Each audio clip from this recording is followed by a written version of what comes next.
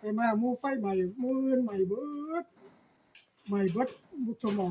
บัดนี้เห็นบัตรนายหลวงนี่ใบนายหลวงนี่บ่ใหม่อืมบ่ใหม่แต่ตักเบิดขอบเลยขอบทั้งนั้นทั้งนี้ใหม่มื้อนี้บ่ใหม่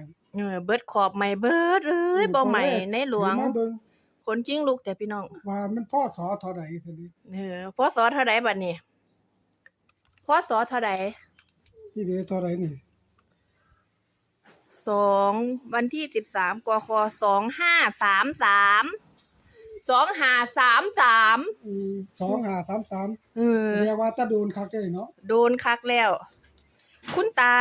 ไปซอยบ้านไฟใหม่จ้ะใหม่เบิดหลังแต่ว่าย่างคักบ่ใหม่อันนี้ คือบ่ใหม่คั่นนี่เพิ่นมีบุญหลาย คุณตาก็เลยเก็บใส่กระเป๋ามาบูชาจ้ะถือมาบูชาอืมพระเจ้าอยู่หัวเฮาจ้ะนี่